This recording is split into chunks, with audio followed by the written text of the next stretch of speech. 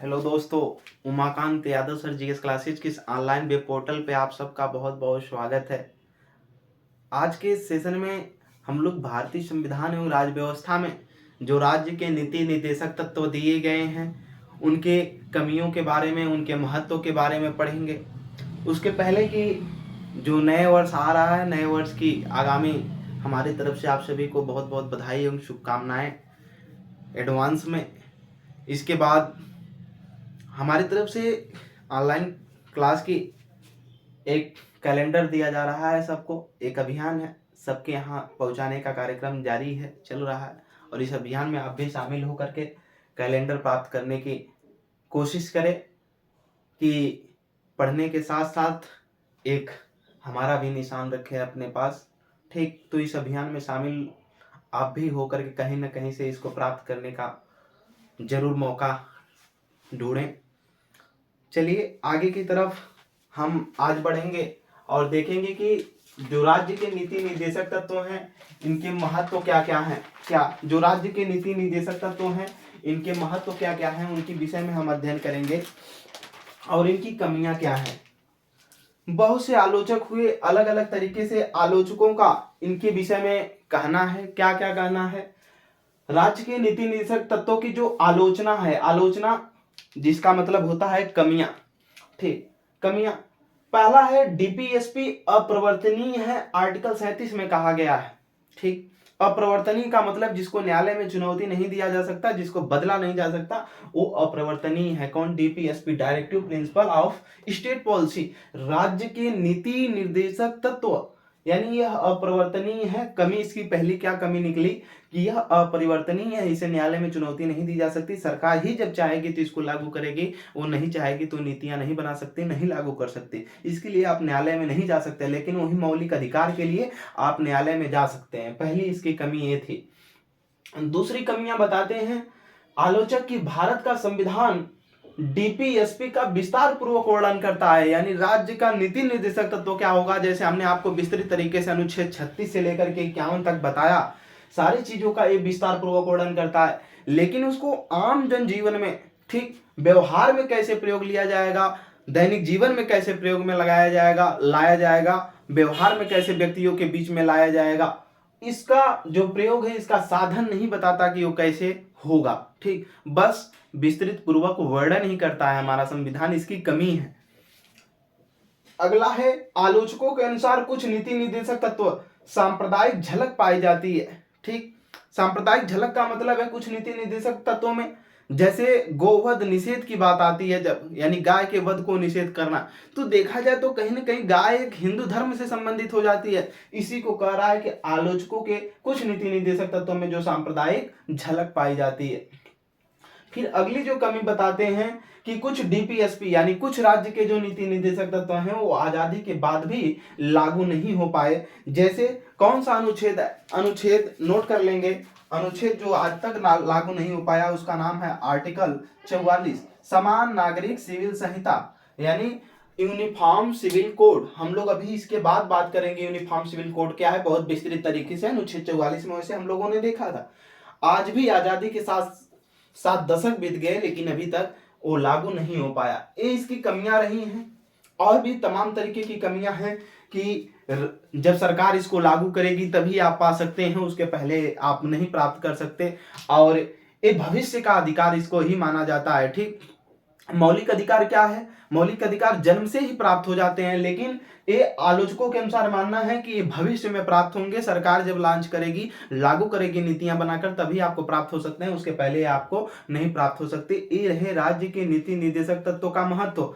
अब हम लोग राज्य के नीति निर्देशक तत्वों का, सॉरी, कमियां रही, अब महत्व को देखेंगे कि इसका महत्व क्या हमारे दैनिक जनजीवन में।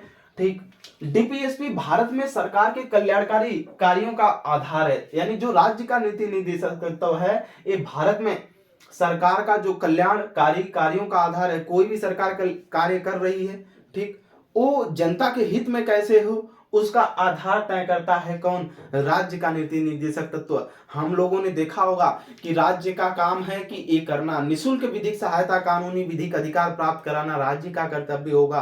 किसी भी व्यक्ति को आय की असमानता ना हो, सुविधा में अच्छे अवसर मिले, ठीक, इन सारे का विकलांगता में और स्वास्थ्य में हर जगह राज्य का कर्तव्य की बात किया हमने। यानी सरकार को क्या करता है, कल्याण, जो राज्य है उसको, सरकार को या कह लीजिए राज्य को कल्याणकारी बनाने के लिए, हमारे भारत को कल्याणकारी बनाने के लिए एक आधार है कौन, राज्य का नीति निर्देशक तत्व। इसी के आधार से चला जाता है आगे, ठीक, इसी से सरकार नीतियां बना करके लोक कल्याणकारी योजनाओं को लॉन्च करती है। डीपीएसपी राज्य के नीति निर्देशक तत्व, directive principle of state policy, सामाजिक और आर्थिक लोकतंत्र, सामाजिक कैसा, सामाजिक और आर्थिक लोकतंत्र स्थापित करने के लिए जरूरी है। सामाजिक समानता के साथ आर्थिक, जो लोग पिछड़े हैं उनको भी लेकर के सामाजिक और आर्थिक लोकतंत्र, ठीक, लोकतंत्र जनता का शासन, जहां समाज में सबको एक साथ लेकर के, जो पिछड़े हुए लोग हैं उनको आर्थिक दृष्टि से सबको उठा करके एक साथ लेकर के मतलब लोकतंत्र शासन, जनता का शासन बनाने के लिए क्या है, जरूरी है कौन, डीपीएसपी, राज्य के नीति निर्देशक तत्व, ठीक, सबको। इसीलिए उसमें कहा गया कि जो कमजोर या असहाय वर्ग के लोग हैं या एससी एसटी के लोग हैं, उनके आर्थिक हितों के संरक्षण में सरकार, राज्य का क्या होगा, कर्तव्य होगा, ठीक, उनको छूट देने का, उनको आगे लाने का, कोई न कोई योजना लॉन्च करने का क्या होगा, कर्तव्य होगा। डीपीएसपी, राज्य के नीति निर्देशक तत्व, सरकार के मूल्यांकन का आधार प्रस्तुत करती है।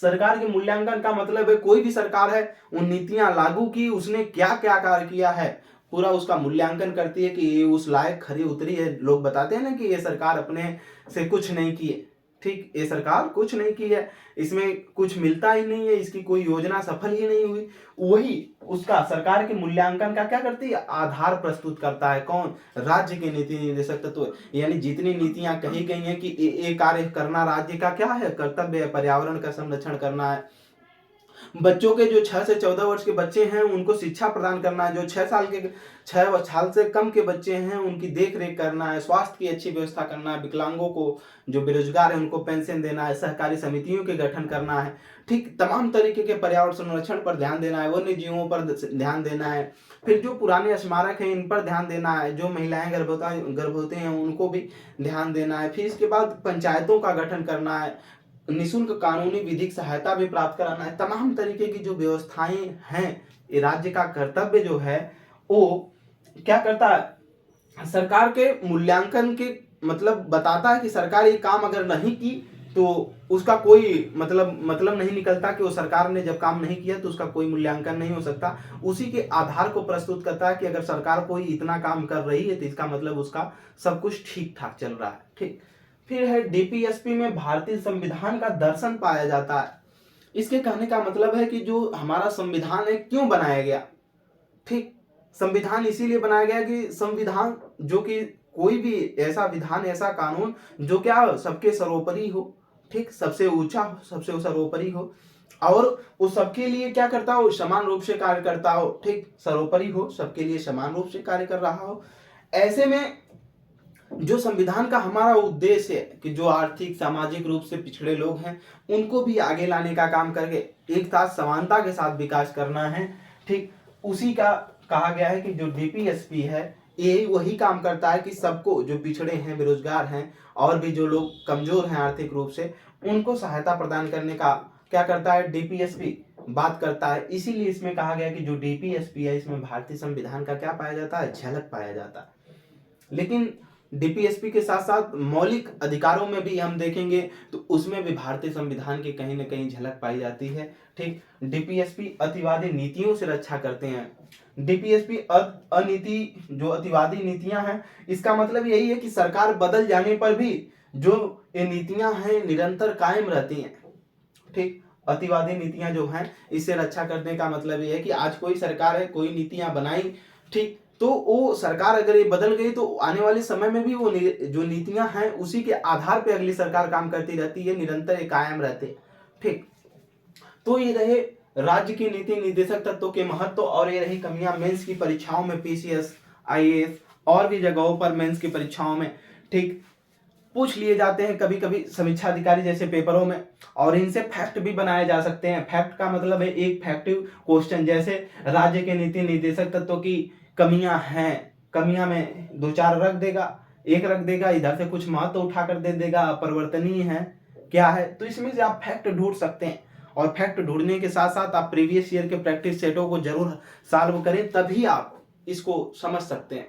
हमने बताया था प्रीवियस ईयर में अगर आप वनडे एग्जाम की तैयारी करते हैं तो एसएससी किरण पब्लिकेशन ऑब्जेक्टिव बुक, एसएससी किरण पब्लिकेशन ऑब्जेक्टिव बुक, एसएससी घटना चक्र objective book, SSC youth competition objective book, या सबसे सस्ते में जिसका मतलब ज़्यादा उतना उससे लाभ नहीं होता है, लेकिन अगर लेना चाहते हैं तो ले सकते हैं लूसेंट ऑब्जेक्टिव बुक, ठीक, सामान्य अध्ययन की, तो ये ले लीजिए। और अगर अदर परीक्षाओं की तैयारी कर रहे हैं अपर, ठीक, टेट सीटेट में भी वही काम कर जाएगा, ठीक, टीजीटी पीजीटी या सिविल क्षेत्र में है तो आप शिल्पी पब्लिकेशन, किरण पब्लिकेशन अलग से जो आते हैं, घटना चक्र, इस सिविल स्तर की जो बुकें आती हैं उनको ले लेंगे तो टीजीटी पीजीटी भी क्लियर हो जाएंगे।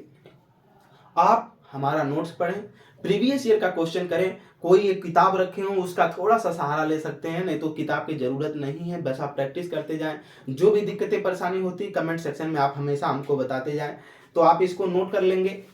और अगर कोई भी चीजें नहीं समझ में आती हैं तो कमेंट सेक्शन में आप जरूर बताएंगे, ठीक। अब हम लोग आगे देखेंगे राज्य के नीति निर्देशक तत्वों का, जो इनके महत्व और लाभ, हमने कमियों को देखा, इसके साथ साथ मौलिक अधिकार से इनकी तुलना करेंगे, ठीक। आइए कि मौलिक अधिकार से इनमें क्या क्या अंतर है। कोई भी चीज है अगर प्रैक्टिस नहीं करेंगे तो आ ही नहीं सकती, ठीक, तो इसलिए आपका कर्तव्य बनता है कि आप इसको प्रैक्टिस करें, ठीक। नहीं प्रैक्टिस करेंगे तो वो आपकी कमियां हैं, और जब चीजें नहीं समझ में आती हैं तो उसको बताएं। रोजाना कम से कम 50 क्वेश्चन सॉल्व करिए, चाहे संविधान हो चाहे हिस्ट्री हो, कोई भी सब्जेक्ट हो, कम से कम 50 क्वेश्चन रोजाना सॉल्व किया करिए, ठीक। चलिए आगे की तरफ हेडिंग डालिएगा, राज्य की नीति निर्देशक तत्व, डीपीएसपी। राज्य के नीति निर्देशक तत्व, राज्य के नीति निर्देशक तत्व, राज्य के नीति निर्देशक तत्व तथा मौलिक अधिकार में संबंध, में संबंध, में संबंध।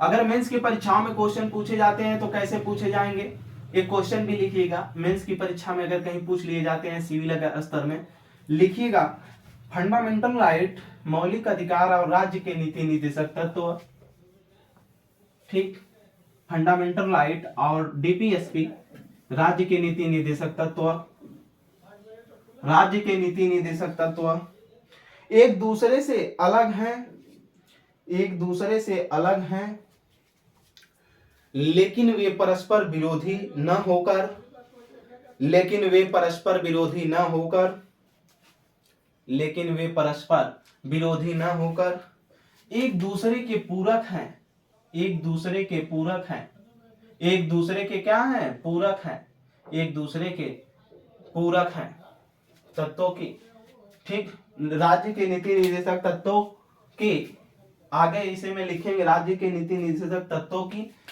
तत्वों तथा मौलिक अधिकार में अंतर, ठीक। टिप्पणी कीजिए, क्वेश्चन में आगे लिख लीजिएगा, टिप्पणी कीजिए तथा मौलिक अधिकार, तथा मौलिक अधिकार, ठीक, मौलिक अधिकार लिखिएगा। इसमें मौलिक अधिकार में 2 कॉलम बनाएंगे इसमें, ठीक। एक तरफ लिखेंगे फंडामेंटल राइट और एक तरफ लिखेंगे डीपीएसपी। फंडामेंटल राइट का मतलब मौलिक अधिकार, ठीक, एक तरफ मौलिक अधिकार रहेगा और दूसरे तरफ डीपीएसपी, ठीक, डीपीएसपी, फंडामेंटल राइट एक तरफ डीपीएसपी। देखेंगे हम लोग एक एक अंतर करके, और चीजें अगर समझ में नहीं आएंगी तो आप कमेंट सेक्शन में जरूर बताएंगे, ठीक।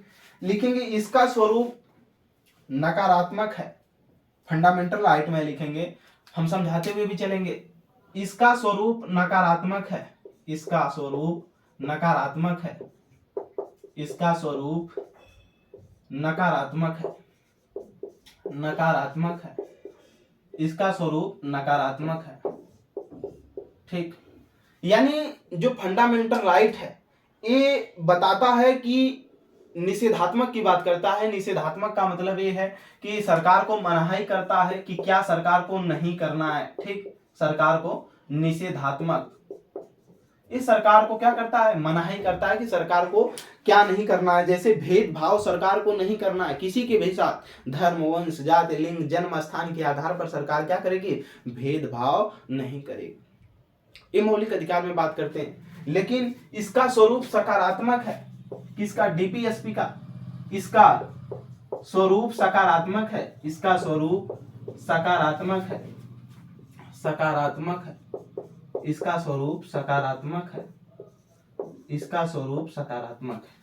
ठीक, ये बताता है राज्य के नीति निर्देशक सरकार को क्या करना है, सरकार का क्या कर्तव्य है या राज्य का क्या कर्तव्य है, ये इसको बताता है और ये मनाही करता है। इसका स्वरूप नकारात्मक है और उसका स्वरूप कैसे है, सकारात्मक है। ठीक, इसी को अंडरलाइन कर लीजिएगा, एग्जाम के फैक्ट के रूप में पूछे जा सकते हैं कि किसका स्वरूप नकारात्मक है, किसका स्वरूप सकारात्मक है। ठीक, नोट करिए फास्ट, हो गया होगा। चलिए दूसरा नंबर लिखेंगे, यह प्रवर्तनीय है, सॉरी हाँ यह प्रवर्तनीय है, लिखिएगा। जो फंडामेंटल राइट है यह प्रवर्तनीय है, यह प्रवर्तनीय है, यह प्रवर्तनीय है। ठीक, यानी इसे न्यायालय में चुनौती दी जा सकती है। अनुच्छेद 32 के तहत सुप्रीम कोर्ट में, अनुच्छेद 226 के तहत हाई कोर्ट में, यह क्या है, प्रवर्तनीय है, न्यायालय में इसे चुनौती दी जा सकती है अगर ये लागू नहीं है तब भी, या इसका हनन होता है तब भी।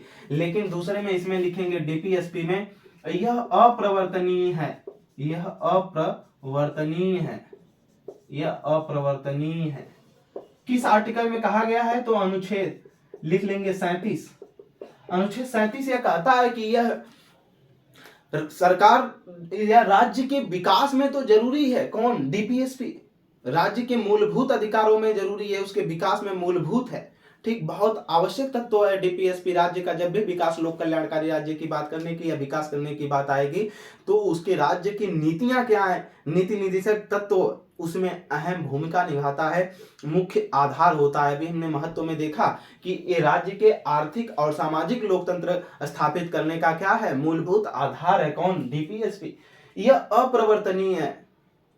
ठीक, इसे न्यायालय में चुनौती नहीं दी जा सकती, न इसको कुछ बदला जा सकता। ये सरकार लॉन्च करेगी तभी होगा, इस तरह से नहीं। लेकिन जो फंडामेंटल राइट है ये अगर लॉन्च नहीं, मतलब जन्म से अधिकार से आपको प्राप्त हो जाता है, फिर भी अगर कोई हनन करता है तो इसके लिए आप कोर्ट जा सकते हैं, कोई इसको रोक नहीं सकता। ठीक, लेकिन ये तो सरकार के भविष्य पर या सरकार के ऊपर डिपेंड करता है कि आपको मिलेगा कि नहीं मिलेगा। अनुच्छेद 37 यही कहता कि ये अप्रवर्तनीय है, लेकिन राज्य के लोक कल्याणकारी हितों में क्या है, मूलभूत है। आगे की तरफ देखेंगे, इस पर सीमाएं हैं, जो फंडामेंटल राइट है इस पर सीमाएं हैं। ठीक, इसमें कोई मनमाना नहीं कर सकता। लिखेंगे इस पर सीमाएं हैं, इस पर सीमाएं हैं। ठीक, इस पर क्या है, सीमाएं हैं। लेकिन जो डीपीएसपी है इस पर कोई सीमा नहीं है, इस पर कोई सीमा नहीं है, इस पर कोई सीमा नहीं है, कोई सीमा नहीं है, सीमा नहीं है। यानी राज्य जैसे चाहेगा तो ऐसे इसको लॉन्च भी कर सकता है, नहीं कर सकता है, जितना चाहेगा उसमें से कुछ हिस्सा लॉन्च करेगा, कुछ हिस्सा नहीं लॉन्च करेगा। जैसे अनुच्छेद 44 लॉन्च नहीं है, बहुत से और ऐसे आर्टिकल हैं जो लॉन्च नहीं है, तो राज्य की सीमा पर। लेकिन इसमें क्या है, सीमाएं लॉन्च सबको करना, सबकी, लेकिन अपनी स्वतंत्रता की क्या है, स्वतंत्रता में, धार्मिक स्वतंत्रता में हर जगह कहीं न कहीं जब अधिकार दिए गए तो उसमें भी स्वतंत्रता या सीमा निर्धारित की गई है कि आप इस सीमा से आगे नहीं जाएंगे कि दूसरे के जो स्वतंत्रता के अधिकार हैं या धार्मिक अधिकार हैं वो क्या हो, वंचित हो, उसको कहीं ना कहीं दिक्कत, प्रॉब्लम खड़ी हो। इसलिए इस पर सीमाएं हैं, लेकिन इस पर कोई सीमा नहीं स्थापित की गई। आगे की तरफ देखेंगे, चौथा, इसका निलंबन, इसका निलंबन, इसका निलंबन, इसका निलंबन विशेष परिस्थिति, विशेष परिस्थितियों, परिस्थितियों, परिस्थितियों में ही होता है, में ही होता है। जो फंडामेंटल राइट, मौलिक अधिकार है, इसका फंडामेंटल राइट, मौलिक अधिकार का जो निलंबन होता है विशेष परिस्थितियों में ही होता है, जब आपातकाल जैसी व्यवस्थाएं स्टार्ट हो, लागू हो। तो हमने बताया था अनुच्छेद 358, ठीक, आर्टिकल 358 जो है वो बताता है कि अनुच्छेद 19 जो है स्वतंत्रता का अधिकार, वो स्वतः क्या हो जाता है, स्वतंत्रता के अधिकार में अनुच्छेद जो 19 आता है वो पूरा उसका आर्टिकल स्वतः क्या हो जाता है, निलंबित हो जाता है।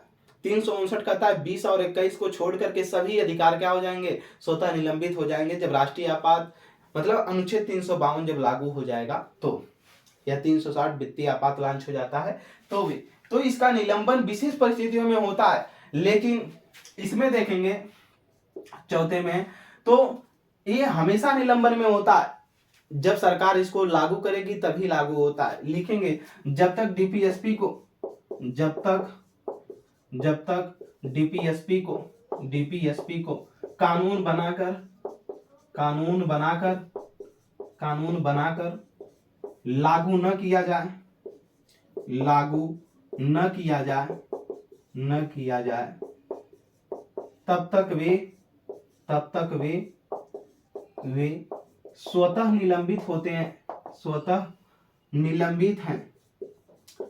निलंबित हैं। यानी जब तक सरकार इसको लागू ही नहीं करती है तब तक ये निलंबित ही माना जाता है। ठीक, आगे की तरफ इसमें लिखेंगे यह भाग 3 में है, भाग 3 में है। कहां से कहां तक के आर्टिकल में, तो लिख लेंगे आर्टिकल 12 से लेकर 35 तक, 235। ठीक, अनुच्छेद 12 से लेकर के 35 तक है। कौन, जो फंडामेंटल राइट है, मौलिक अधिकार है। और इसको लिखेंगे यह भाग 4 में है, यह भाग 4 में है। ठीक, कहां से कहां तक आर्टिकल में लिखेंगे, अनुच्छेद या आर्टिकल 36 टू 51 तक। ठीक, नोट कर लेंगे इसको, सब अधिकारों को नोट कर लेंगे। जो चीजें अगर नहीं समझ में आए होंगे तो आप कमेंट सेक्शन में देखेंगे। मेंस की परीक्षा की दृष्टि से जो हमने लिखवाया था कि ये एक दूसरे के परस्पर विरोधी भी नहीं है, बल्कि क्या है, परस्पर पूरक है। टिप्पणी करिए, तो इसमें हम टिप्पणी यही कर सकते हैं कि जो फंडामेंटल राइट है और डीपीएसपी है तो दोनों अधिकार। ठीक, तेज बहादुर सप्रू समिति की सिफारिश पर 1945 में हमारे संविधान में भाग 3 में मौलिक अधिकार को जोड़ा गया और जो है राज्य के नीति निर्देशक तत्व को, डीपीएसपी को भाग 4 में जोड़ा गया। दोनों है अधिकार, लेकिन जो फंडामेंटल राइट है ये नकारात्मक अधिकार है और जो राज्य के नीति निर्देशक तत्व हैं, ठीक, डीपीएसपी है, ये सकारात्मक अधिकार है। ठीक, सकारात्मक अधिकार जो डीपीएसपी है ये कहीं ना कहीं राज्य को मजबूत बनाता है और जो फंडामेंटल राइट है इस सरकार के शक्तियों को न्यून करता है, कम करता है। ठीक, उस सरकार की शक्तियों को सरकार को बहुत सूक्ष्म दिखाता है। ठीक, अपने आगे। ठीक, इसमें सीमाएं हैं, इस पे सीमा नहीं है। तो देखा जाए तो कहीं दोनों एक दूसरे की विरोधी तो नहीं है, लेकिन दोनों एक दूसरे के परस्पर पूरक हैं। इसके बिना इसकी कल्पना नहीं की जा सकती, यानी मौलिक अधिकार के बिना, जो मौलिक अधिकार है उसके बिना जो राज्य के नीति निर्देशक तत्व हैं इनकी कल्पना नहीं की जा सकती। और जो राज्य के नीति निर्देशक तत्व हैं कहीं ना कहीं इनसे संबंधित इनके जो मामले हैं फंडामेंटल राइट के, मौलिक अधिकार के, कहीं ना कहीं ये भी पूरे होते हैं। इससे संबंधित राज्य व्यवस्था में अगर लेकर आएंगे हम तो कई संबंधित केस आए हैं, उसमें हम देखेंगे कि श्रेष्ठ किसको माना गया, कि श्रेष्ठ कौन है, मौलिक अधिकार की राज्य के नीति निर्देशक तत्व। जब दोनों अधिकार हैं, दोनों एक दूसरे के पूरक हैं, तो इसमें हो सकता है कि कोई ना कोई तो श्रेष्ठ होगा, कहीं ना कहीं तो श्रेष्ठ होगा। तो श्रेष्ठता अधिकतर जगहों पर डीपीएसपी को ही मिलती है, राज्य के नीति निर्देशक तत्वों के मिलती है। तो कुछ केस है, उन केसों को हम नोट करेंगे जो राज्य व्यवस्था में मेंस की परीक्षाओं में पूछे जाते हैं। ठीक, आइए देखते हैं। वनडे में नहीं पूछी जाती ये सारी चीजें, इसको ध्यान में रखेंगे। ठीक, ये जब हायर लेवल की परीक्षाओं में जाएंगे तो उसमें ये पूछे जाते हैं केस।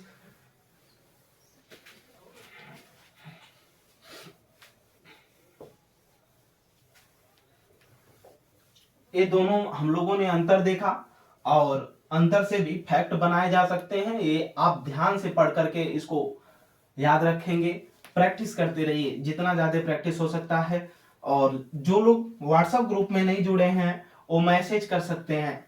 ठीक, हमने नंबर लिखा भी था नीचे डिस्क्रिप्शन जो नीचे लिंक दिया गया होगा मोबाइल नंबर का, ठीक, डिस्क्रिप्शन में नीचे मोबाइल नंबर दिया गया है, आप उस पर मैसेज करके व्हाट्सएप ग्रुप से जुड़ सकते हैं, जहां रोजाना टेस्ट सीरीज प्रोवाइड कराई जा रही है, चाहे वो संविधान का हो, चाहे आगामी कोई भी एग्जाम हो। ठीक, केस को नोट करेंगे, मौलिक अधिकार और जो लिखे हैं नीति निर्देशक तत्व तथा मौलिक अधिकार में वरीयता क्रम लिख लीजिए आगे, में वरीयता क्रम में क्रम किसका वरीयता में आता है, मौलिक अधिकार में वरीयता क्रम में वरीयता क्रम, वरीयता क्रम, ठीक, वरीयता क्रम, ठीक, देखेंगे वरीयता क्रम।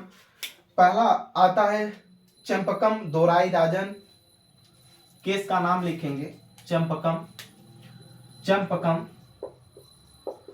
चंपकम दोराई राजन, दोराई राजन, दोराई राजन, चंपकम दोराई राजन, बनाम मद्रास केस वर्सेज, इसी को बोलते हैं बनाम, ठीक, बनाम मद्रास केस, क्या, बनाम मद्रास केस, ठीक, मद्रास केस कब आया था, समय लिखेंगे इसको 1951, 1951। इसमें पूछा गया इस केस में कि जो राज्य का नीति निर्देशक तत्व है, ठीक, श्रेष्ठ कौन है राज्य के नीति निर्देशक तत्व में, तो सुप्रीम कोर्ट ने इसमें जो वरीयता दी है सीधे सीधे लिख लेंगे, सुप्रीम कोर्ट ने क्या कहा, सुप्रीम कोर्ट ने वरीयता दी, ने वरीयता दी, सुप्रीम कोर्ट ने वरीयता दी। क्या सुप्रीम कोर्ट ने वरीयता दिया कि जो फंडामेंटल राइट है, ठीक, ये क्या है, डीपीएसपी से क्या है, बड़ा है, यानी जो मौलिक अधिकार है डीपीएसपी से क्या है, बड़ा है, इस तरीके से बना लेंगे, ठीक, डीपीएसपी की तरफ मुंह खुला कर लेंगे, सॉरी फंडामेंटल राइट की तरफ मुंह खुला रहेगा, इधर बड़ा हो जाएगा, ठीक, यानी चंपकम दोराई राजन वर्सेस मद्रास केस, यानी बनाम मद्रास केस में जो इस केस में कहा गया कि जो फंडामेंटल राइट है, मौलिक अधिकार है, ये क्या है, राज्य के नीति निर्देशक तत्व से क्या है, बड़ा है, ठीक। आगे की तरफ दूसरा केस अगर हम देखेंगे तो वो आया केरल शिक्षा विधेयक केस, केरल शिक्षा विधेयक केस, दूसरा केस नोट करेंगे, केरल, केरल शिक्षा विधेयक केस, शिक्षा विधेयक केस, केरल शिक्षा विधेयक केस, विधेयक केस, केरल शिक्षा विधेयक केस, इस लिखेंगे, ये आया 1997 ईस्वी में, 97 ईस्वी में, ठीक, 57 ईस्वी, केरल शिक्षा विधेयक केस। इसमें लिखेंगे सुप्रीम कोर्ट ने कहा कि ये सब एक दूसरे के पूरक हैं, कौन, फंडामेंटल राइट और डीपीएसपी, लिखेंगे इसमें सुप्रीम कोर्ट ने कहा कि इस केस में सुप्रीम कोर्ट ने कहा कि फंडामेंटल राइट और डीपीएसपी एक दूसरे के पूरक हैं, एक दूसरे के पूरक हैं, एक दूसरे के पूरक हैं, ठीक, एक दूसरे के पूरक हैं, और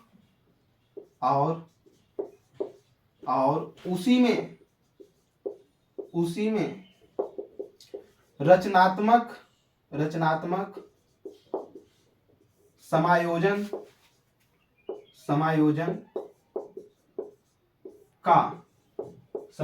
का सिद्धांत मिलता है, का सिद्धांत मिलता है,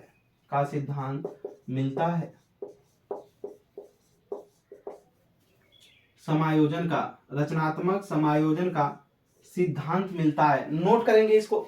तो अभी हम बता रहे हैं रचनात्मक समायोजन का सिद्धांत क्या होता है। सुप्रीम कोर्ट ने कहा कि फंडामेंटल राइट और डीपीएसपी एक दूसरे के क्या हैं, पूरक हैं, और उसी में रचनात्मक समायोजन का क्या मिलता है, सिद्धांत मिलता है।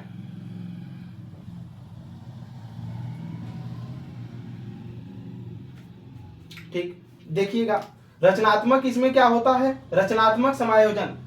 केरल शिक्षा विधेयक केस 1957 में जब ये मामला उठा कि फंडामेंटल राइट और डीपीएसपी में कौन श्रेष्ठ है, ठीक, तो इसमें सुप्रीम कोर्ट ने कहा कि फंडामेंटल राइट और डीपीएसपी राज्य के जो नीति निर्देशक तत्व हैं और जो मौलिक अधिकार हैं, ये दोनों क्या है, एक दूसरे के पूरक हैं। कैसे हैं? पूरक हैं। फिर उसी में कहा गया क्या, ये रचनात्मक, इसमें रचनात्मक समायोजन का क्या मिलता है, सिद्धांत मिलता है। इसका मतलब ये है कि सरकार, जब भी सरकार कोई नीतियां निर्माण करेगा, सरकार क्या करेगा, डीपीएसपी के तहत कोई भी नीतियों का जब निर्माण करेगी, कौन, गवर्नमेंट जब नीतियों का निर्माण करेगी तो वो ऐसी नीतियों का निर्माण करेगी, ऐसे बनाएगी कोई भी कि वो फंडामेंटल के जो अधिकार दिए गए, यानी जो मौलिक अधिकार दिए गए हैं, उसको किसी भी प्रकार का नुकसान न पहुंचे। इसमें यही बात कही गई, ठीक, सुप्रीम कोर्ट के द्वारा ये कहा गया कि सरकार कोई भी नीतियां बनाए, उसे नहीं हमसे मतलब है, लेकिन हाँ वो किसी भी नागरिक के मौलिक अधिकार का क्या करती हो, हनन न करती हो। वही क्या कहलाता है, रचनात्मक समायोजन का सिद्धांत कहलाता है। कौन कहा, सुप्रीम कोर्ट ने कहा कि डीपीएसपी के तहत सरकार जब भी कोई नीति बनाएगी तो फंडामेंटल राइट जो है इसका कोई भी किसी भी प्रकार से कहीं भी हनन नहीं होना चाहिए, यानी किसी भी नागरिक का कोई भी अधिकार नहीं होना चाहिए जो उसको मौलिक अधिकार के तहत प्राप्त अधिकार है। ठीक, आगे की तरफ देखेंगे, एक और आया 25वां संविधान संशोधन। ठीक, 25वां संविधान संशोधन क्या कहता है, थोड़ा सा उसको देखेंगे। फिर आगे बहुत से केसें हैं, ठीक, जो पूछे जाते हैं मेंस की परीक्षाओं में, समीक्षा अधिकारी जैसी परीक्षाओं में, ठीक, खंड शिक्षा अधिकारी जैसी परीक्षाओं में। बीओ की भर्ती बहुत जल्द ही आने वाली है, जिसमें बीएड जो बच्चे क्वालिफाई हैं वही बीओ की भर्ती को देख सकते हैं, खंड शिक्षा अधिकारी जिसका मतलब होता है। ठीक, आगे की तरफ लिखेंगे, इसमें 25वां संविधान संशोधन अधिनियम 1971, क्या, इसमें अगला केस जो भी है नंबर में आप कर लीजिएगा। 25वां संविधान संशोधन सीएए, कॉन्स्टिट्यूशन अमेंडमेंट एक्ट 1971, हम शॉर्ट फॉर्म में लिख रहे हैं। ठीक, हमने क्या लिखा, 25वां सीएए, कॉन्स्टिट्यूशन अमेंडमेंट एक्ट 1971, संविधान संशोधन अधिनियम। इसमें जो बात कही गई है, इसमें कहा गया कि जो अनुच्छेद 39 बी है, ठीक, क्या अनुच्छेद 39 बी है, ये बड़ा है किसके किसके तहत, 14, 19 और जो है 14, 19 और 31।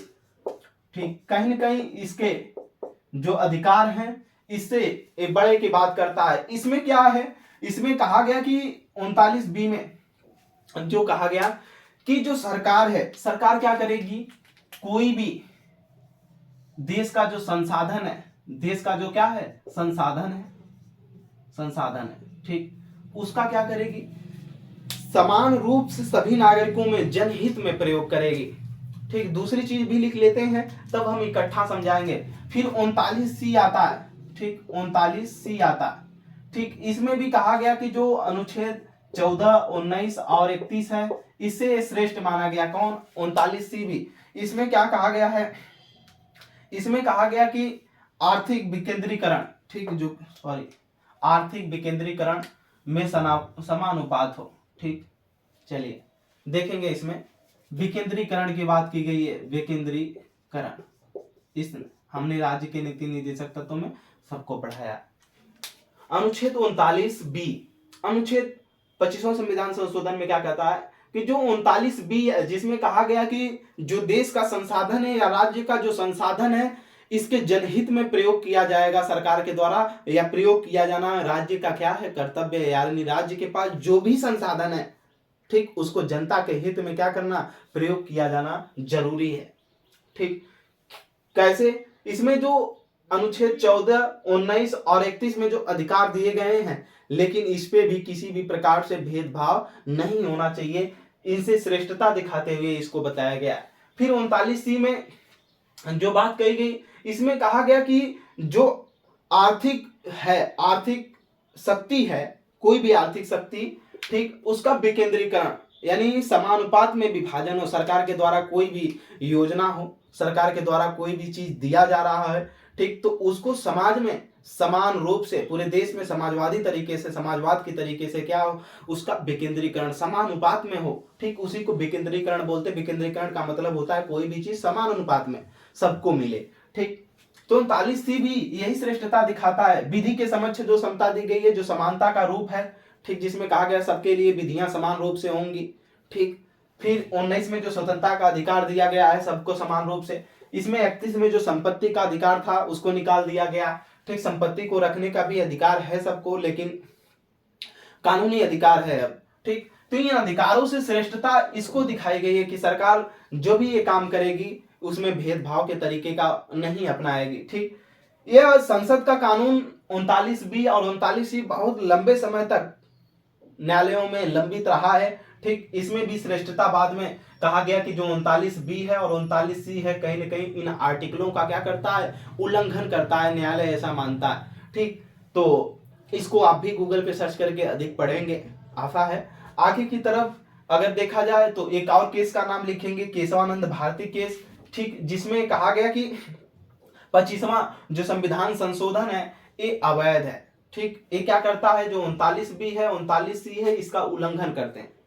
किसका, जो 14, 19 और 31 है, और 14, 19, 31 इसमें, यानी जो ये आर्टिकल बात करते हैं उसका ये विरोध करते हैं। कौन, अनुच्छेद 39 जो क्लाज बी है और 39 क्लाज सी है, ये इसका विरोध करते हैं इन आर्टिकलों का, ऐसी बात करता है। ठीक, आगे की तरफ अगर देखा जाए तो 42वां संविधान संशोधन को भी सुप्रीम कोर्ट ने अवैध ठहराया था, जिसमें 42वां संविधान संशोधन के तहत कई आर्टिकल डीपीएसपी में जोड़े गए थे, जो कि हमने कल बताया था, चाहे वो 43A हो, चाहे 39 का एफ हो, ठीक, चाहे 48 का ए हो। इन सारे आर्टिकल माना जाता है कि कहीं ना कहीं इन अधिकारों को क्या करते हैं, उसके उल्लंघन के खिलाफ जाते हैं, इसलिए इसको भी अवैध ठहराया गया है। एक केस और नाम लिख लीजिएगा, इससे संबंधित है मिनर्वा मिल्स केस, आप नोट कर लीजिएगा, Minerva mills case 1980, Minerva mill case 1980। इसमें भी लिखिएगा, इसमें भी 42वां संविधान संशोधन को, 42वां संविधान संशोधन को केशवानंद भारती केस की तरह, केशवानंद भारती केस की तरह अवैध ठहरा दिया गया, अवैध ठहरा दिया गया।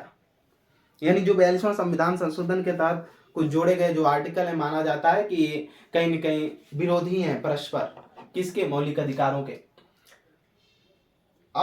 अगर आज के दौर में देखा जाए, वर्तमान में जो इसकी स्थिति है प्रायः, तो लिखेंगे, अगर कोई आपसे पूछता है कि वर्तमान में जो डीपीएसपी है फंडामेंटल राइट से इसका क्या संबंध है, तो आप उसको यही बताएंगे कि फंडामेंटल राइट और डीपीएसपी एक दूसरे के पूरक हैं वर्तमान की स्थिति से।